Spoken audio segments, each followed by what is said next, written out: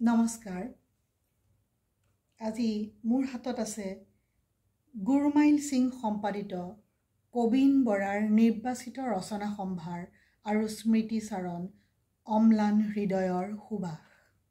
অম্লান হৃদয়ৰ সুবাস। কবিন বৰা অসম চৰকাৰৰ এগৰাকী উচ্চপদস্থ বিষয়া আছিল।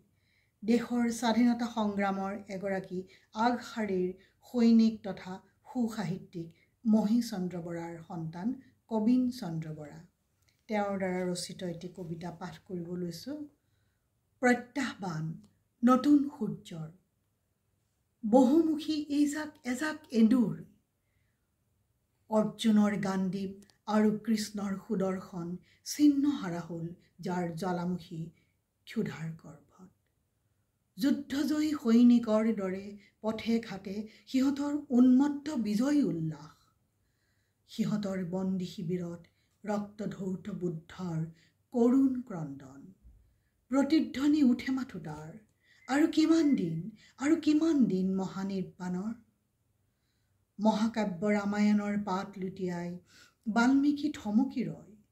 ৰামৰ সাম্ৰাজ্য মাথো আজি এক উইৰ সাফলো।